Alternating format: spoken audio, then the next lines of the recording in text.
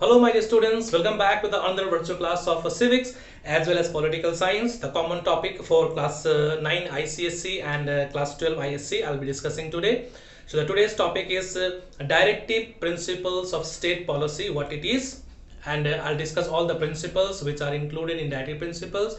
So it is also one of the most important chapter within the Constitution, which is mentioned in part 4 of our Constitution. So in the previous class, I discussed about the fundamental rights. I hope you all have watched that video. So today we'll discuss on directive principles of state policy.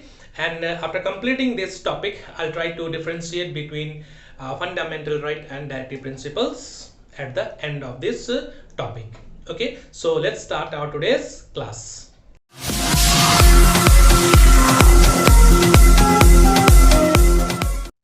So let's start our class.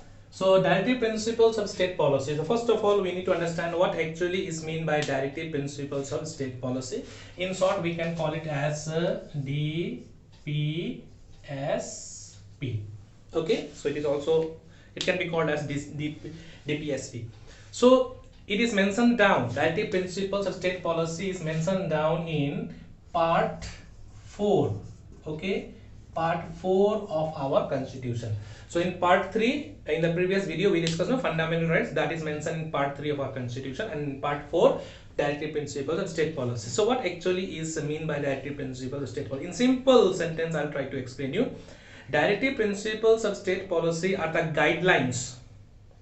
Okay, it is a guidelines to be followed by the governments when they frame policies.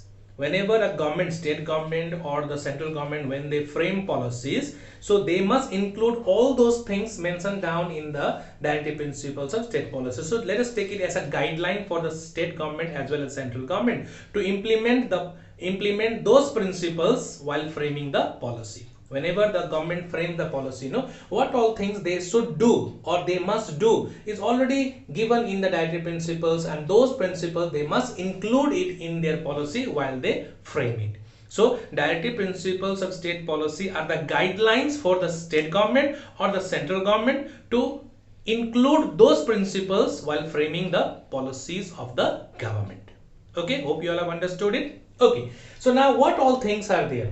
Right here, suppose a government is going to frame a policy, क्या करना चाहिए, क्या नहीं करना चाहिए, what they should include, what they should not include, what should be their priority, in which field they should give importance, what priority is to be taken by the state government or the central government. Okay, so all these principles are written over here. Like first one is economic principles.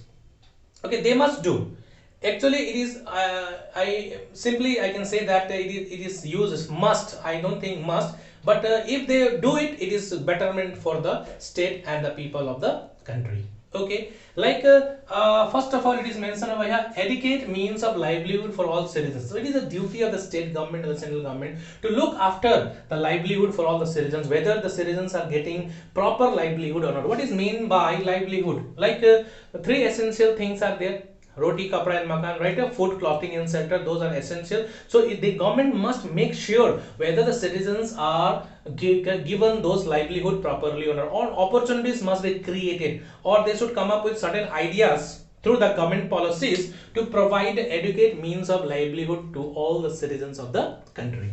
Okay, now next one, number 2, equitable distribution of wealth. The wealth of the country, as you know that India is a socialist country, as it is mentioned in the preamble of our Constitution, socialist, right? So according to socialism, the wealth of the country should be equally distributed among the people. So the government should make sure that the distribution of wealth is done equally. Equitable distribution of wealth is to be distributed among the people, whether these facilities, the wealth of the country is reaching to the poorest person of the country or not, because there are lots of poor people in the country, so they must get the financial help, and those financial help can be given to those people through the wealth of our country. So we have a wealth, right? You can say what type of wealth you are talking about. So we have a forest reserve, we have coal reserves, right? We have lot of resources, and the earnings of the government through the taxes are utilized for providing facilities and to give special amenities to those people who are really in distress. Okay,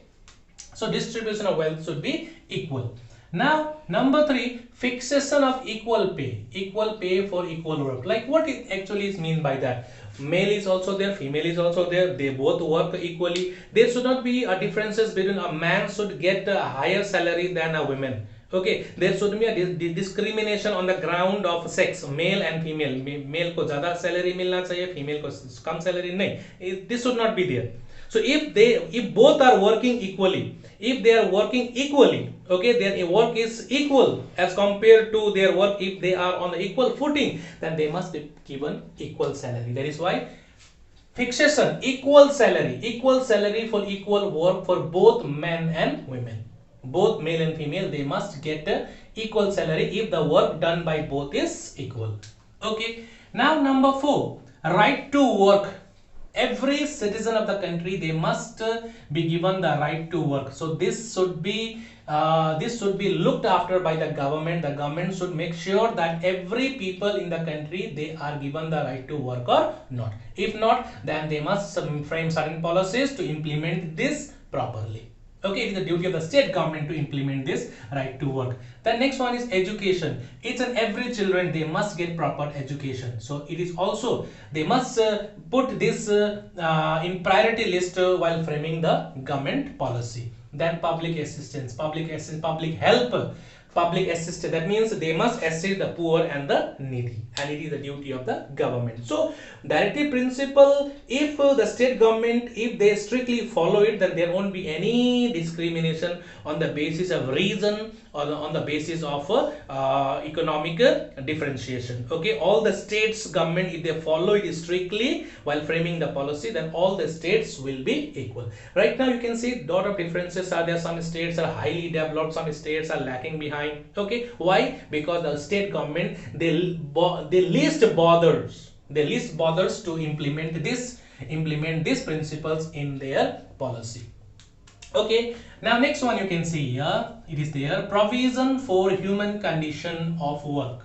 Whenever a person is working, wherever they work, like office is there, factories are there, right, whichever places, workplaces are there, the condition of work, okay, the human condition, that means condition should be apt where human can work properly. It doesn't mean that a person is working in a factory, the place is not good, it is not hygienic, it is a dirty place, day and night factories are running, the cleanliness is not done, so definitely that will affect the health of a worker. So worker is a human being, right? That is why he said provision for human condition to work. The working condition should be apt for human beings, because human beings only work over there, right? Whichever working places are there, it should be apt for the workers to work freely without any hesitation, with good health. Okay, the condition of working condition should be good for all the people wherever they work. Okay, so this 5, my dear, comes under economic principles. Educate means of livelihood, equitable distribution of wealth, fixation of equal pay for equal work, right to work, education, public assistance in case of employment. In case of employment, if any help is to be given by the government should come forward to provide them assistance. Okay, provision for human condition of work. All the working conditions should be good for the human beings. Okay, about the Gandhian principle, one of the most important principle, we should not ignore this. Gandhiji's ideologies are included in this principle. That is why it is given the name Gandhian principles. So Gandhiji was of the opinion from the very beginning that there should be an organization of a village panchayats, because panchayat systems are the grassroots level of the government. Okay, the panchayat system, if it is organized properly, then the basic problems of the people living in the villages can be sorted out through the panchayat system. That is why government has, that is why our constitution talks about panchayati raj system. 73rd amendment is act is there, 74th amendment is act is there. So 73rd amendment act talks about panchayati system. That is why Gandhi's ideologies or principles are given place in the directive principles of state policies. So Gandhiji was of the opinion that every village should organize panchayat system, so that each and every work of the villages can be sorted out by the people living in the village through panchayat system. Okay, now next one you can see here, prohibition of liquid. This is very important. You can see here, Prohibition of liquid. You can see here liquid is very harmful, right? Drugs, harmful drugs that spoils the internal organs of the people. Lifespan of the youth is reduced. So it should be looked by this thing should be looked after by the government to stop this, right? Selling of liquor should be banned in the state. So you can see here in example I can give in the state of Bihar. The government of Bihar has already restricted the sale of liquor. Okay, it has been made a punishable offense. If you are found selling liquor or drinking liquor, then you will be punished, you will be fined. That is why in Bihar there is no permission for selling and drinking liquors. Okay, liquor matlab daru, sarab.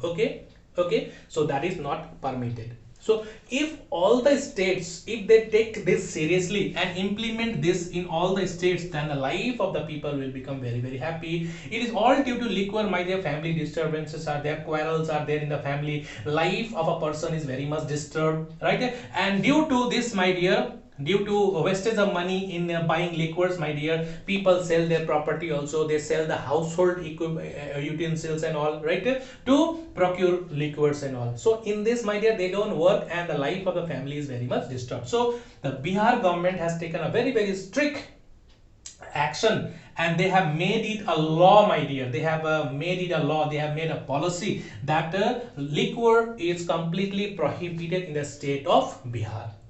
Okay, so if anybody is found carrying or smuggling liquors, they will be punished. They will be punished as per the law.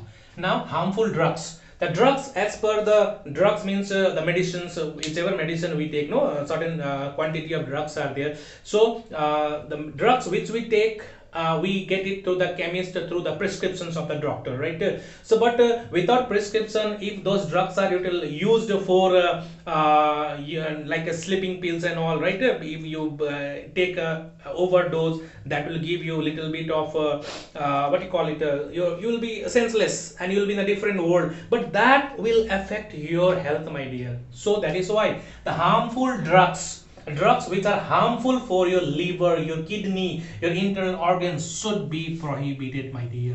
So it is said, the government has said, do this, include it in your policy, include it in your policy, but most of the government, they overlook it. They get high revenue from liquor, right? High revenue from liquor they get it, right? Harmful drugs, so they should do it. They should take certain steps to use this in their policy. So state of Bihar has already implemented this. Now number 3, you can see here, promotion of cottage industry. So you can see India is a large country, right, with the second largest population of the world. So it is very difficult for the government to provide them employment to each and every people. So let us do one thing so that they can be self-employed. How? By cottage industries. So they must be provided necessary help. Credit banks should be opened up so that small industries can be set up in their own houses, and all the family members, they can be engaged in this cottage industries, and to some extent unemployment problem of the country also will be solved, and the family will also get different ways to earn their livelihood. So this was the idea of Mahatma Gandhi. Okay, then number 4, you can see here, prevention of slaughter. This is also very important. You can slaughter of cows and milk cattles. Okay, that means slaughter of cows. The cows are holy for the Hindus and all. That is not only the thing, my dear. Cow gives us milk, right? Cow gives us protein, my dear. So definitely those animals should not be allowed to be slaughtered, right? So mostly in our country, these things becomes an issue of a Hindu-Muslim rights and all, fights and all. So definitely government should come forward and try to prevent the slaughter of cows in all the states. Okay, and the milk giving cattle also should not be allowed to be slaughtered. Long time back in Uttar Pradesh, they tried to do so, but due to unemployment problem, they again permitted through a license. Those who have the license, they can continue that. So if it is to be implemented throughout the country, that is well and good. Cattle will be saved also, right? Cattle will be saved. Killing of animals is not good also. So cow gives us milk, and that is very healthy for the human beings. So prevention. So state government should try to come forward to prevent the slaughter of cows and calves. Okay. The next one you can see here, number 5, upliftment of weaker section. So definitely government should come forward to uplift the weaker section of the people, like SCs and STs, scheduled castes and scheduled tribes, are really backward. So they should come up with opportunities to be given to the weaker section, so that they can come forward and they can avail the job facilities. Education should be provided to them. Certain seats should be reserved for ST and SC in schools and colleges and medical colleges and all, right? They must not be ignored. Though they are backwards, let us try to do something so that they can come forward and work like the general people. So certain policies should be done. Weaker section should be uplifted. So that should be done by the government. So whenever they frame the policy, right, they should give importance to this point also, right? So all these points are important, right? All these principles are very, very important. So they should not overlook. Why not we include everything in the directive principle? Why not we include all this in our government policies and all? So let us do it, right? If all the state government does, then definitely we can say that India has become a welfare country. Okay, these are the 5 points. So now let us start with number 3, the principles relating to law, justice and administration. Okay, this is also very, very important, my dear. So this is also the duty of the state government to take into account while framing the policy, like uniform civil code. So uniform means equal. Everybody should be brought under the same civil code, right? There should not be 2 laws functioning in the country. There is one constitution. Each and every person should follow the constitution. There should not be a separate law. Okay, religious law should not be there like that. So definitely state government should look after introducing uniform civil code for each and every people living in the country. Okay. Now number 2, separation of judiciary. So there should not be any infringement from executive in judiciary. So in our country, judiciary is already kept independent. So legislature as well as executive, they cannot interfere in the working of a judiciary.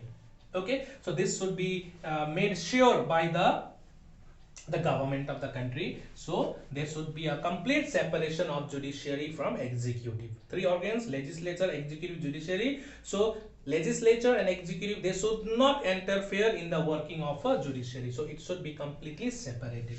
Okay. Number 3, security of equal justice. There should be a security for the people of the country, that equal justice should be delivered to them. And free, you can see a free legal aid to the needy. Aid means help. Okay, there are lots of poor people in the country, my dear. They cannot hire a lawyer, right? Then that means they won't get justice. No, my dear, they should be given legal help. The government will provide them legal help.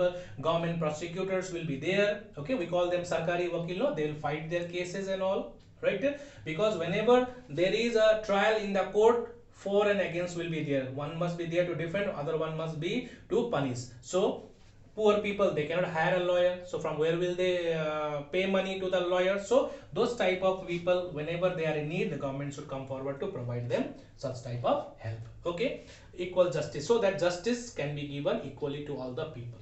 Okay, it doesn't mean that poor people will not get justice. No, they will also get justice. For that government should make important policies to provide them certain help through which they can get justice in the country. Okay, now you can see number 4, principles for international peace and security. Certain principles are there for maintaining international peace and security. The government should work. Okay, like number one, you can see here. Number 1, up to here we have already done. So this number 4 points are there. You can see here one by one. Promotion of peace and security. So government always must try to promote peace and security of the people of the country. There shouldn't be any disturbance among the people. If there is any problem, if there is any threat in the state or in the country, the government should provide them security. Okay, if suppose I am under threat, so I must be provided security by the government. Okay, number 2, maintenance of just and honorable relation between the nations. Different nations are there. We have relations with all the nations of the world, right? So the people living in the border area should not do such thing, or the people living in the country, they should not try to do such type of a thing that will spoil the relations of the country, right? So just relation, a good relation, a positive relation should be maintained with all the nations of the world. Like suppose for example we are living in a border area, right? We live in Indo-Bhutan border, right? The people living in this region should always maintain good relation with the people of Bhutan, my dear, because Bhutan is our very good friend. So if we try to disturb them, if we try to do such thing that will hamper our relation, my dear, so that will have a negative impact on the relation between India and Bhutan. So the people have to take care of this, okay, and that should be looked after by the state government. State government should try to promote it. Okay, now number 3, you can see here, setting international disputes by arbitration. Whenever there is any international disputes, okay, so what is the meaning of arbitration? It is here, arbitration, right? Is a procedure. This is a procedure in which a dispute is submitted, in which the dispute is submitted by agreement of the parties. Agreement, both parties agree and the dispute is submitted, okay, and that way the problem is sorted out very easily. Okay, now number 4, fostering respect for international laws and treaties. So definitely international laws should be respected and should be promoted. Suppose we go to other countries of the world, so whenever we go out of the country, we should follow the law of that country. We should not infringe the law of that country. We should strictly follow the law of that country, my dear. That way the relation between the nations and the respect for the nation will build up. Okay, it doesn't mean that when I enter Bhutan, so I ignore the rules of Bhutan and simply violate the law of that country. That will have a negative impact on our country, my dear. So same way, when you go to America, when you go to any other country, we should strictly make sure that we follow the rules of that country, and it is the duty of the government to make the people aware of those laws of different nations. Okay, so fostering respect. So respect should be fostered among the people for international law and treaties. So different treaties. Treaties means agreement between different nations. Whenever agreements are made, my dear, between two nations, that is known as treaties. That should be respected by the people of the nation. It doesn't mean that the government of India has entered into the agreement with any nation. We go on criticizing our own government, ye hua, nahi hua. That is going to spoil the reputation of the country, because we don't have proper idea about those treaties. The government has done a homework properly and they have thought good for the nation, my dear. That is why they have signed those treaties. The nation, being a people of this country, we should not try to bring bad name for our country. So all these 4 points, my dear, all these 4 things we have discussed right now. The last one more is left, my dear, that is principles for the promotion of environment. Okay, so that I will back to the green board. So in order to save time, I have written everything in advance so that it will be easy for us to do the video in one shot only. Okay, so now number fifth one, last one. Okay, principles for protection of environment and wildlife. 2 things, environment and wildlife. What should the government do? Right, the first one you can see here, protection and improvement of environment. So definitely we should try to foster ideas how to improve the environment and educate the people to look after the environment, right? Because it is the people who definitely are affected when the environment is affected. Okay, so protection and improvement, how to improve the environment, government should come up with different ideas. Okay, people should be educated by the government and all. Okay, and safeguarding the forest wildlife. So forest must be protected, my dear. Forest means within the forest wildlife is also there, so we must try to protect the forest as well as wildlife. So promotion, laws should be made, strict laws should be made that if anybody is trying to cut down trees, then they must be punished. Okay, if anyone is killing animals in the forest, they must be punished. So government definitely looks after the animals as well as wildlife as well as the forest. Okay, that is the property of the nation. Forest is the property of the nation, so people should not be allowed to enter and cut down whatever they like. So they should be stopped and they should be punished for that. So government definitely will look after the protection of forest as well as wildlife. Then number 2, you can see here, protection of monuments. You can see here historical monuments are there. Qutub Minar is there, Taj Mahal is there, in Kuch Bihar Rajbari is there. Some of the monuments which are of historical importance, my dear, must be protected properly, my dear. those things to be protected, and we should try to preserve it properly, so that that is a part of our history, so that coming generation should know about those leftover monuments. So protection should be there. Okay, they should be repaired from time to time.